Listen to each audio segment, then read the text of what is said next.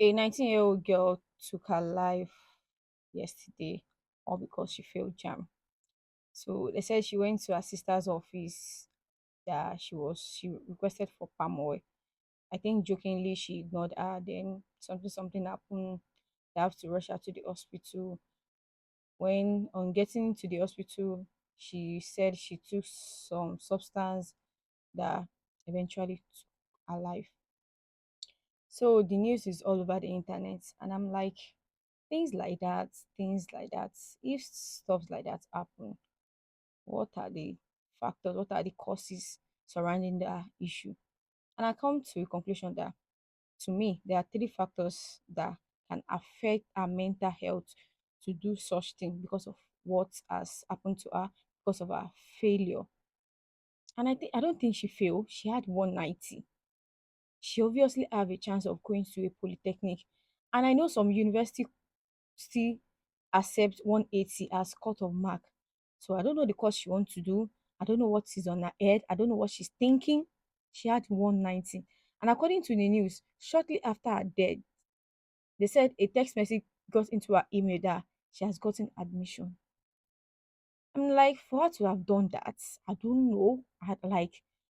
But for her to have done that, very, very certain that she's being influenced by, or she's under pressure by her parents or guardian. I think she's staying with her guardian because according to the news, it was stated that her parents came all the way from Abeokuta to carry her corpse for burial. So obviously she's staying with her guardian. So I'm like factors that are surrounding that situation. So it's her parents or guardian. That is the number one factor that can be surround that situation.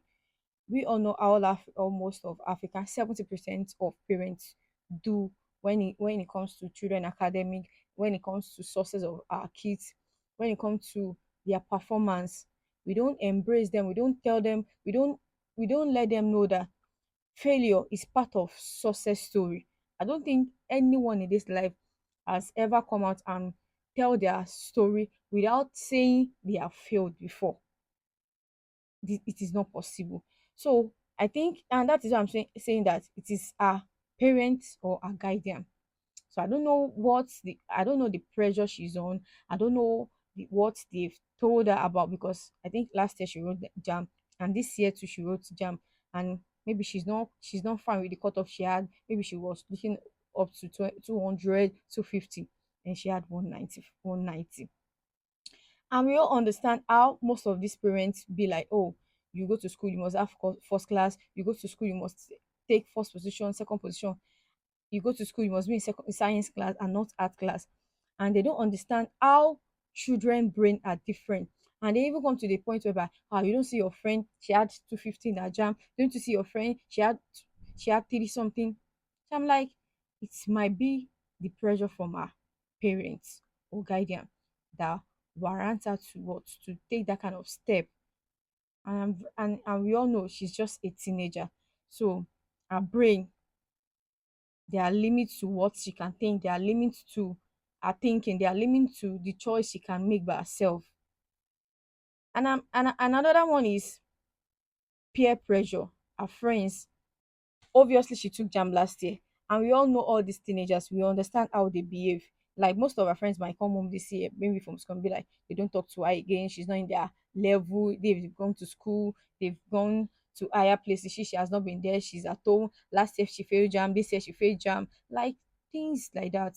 We all know children do that a lot. So she might just feel pressure by her friends, her peer groups, and to just make her to say, okay, let me just think otherwise. And another one is society.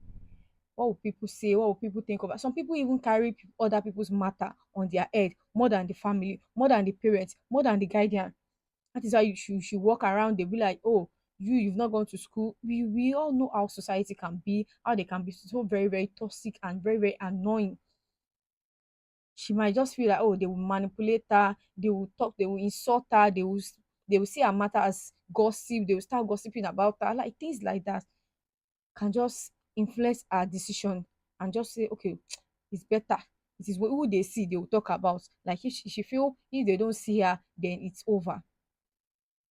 I really feel sad for her parents because failure is not it's not even the end of life.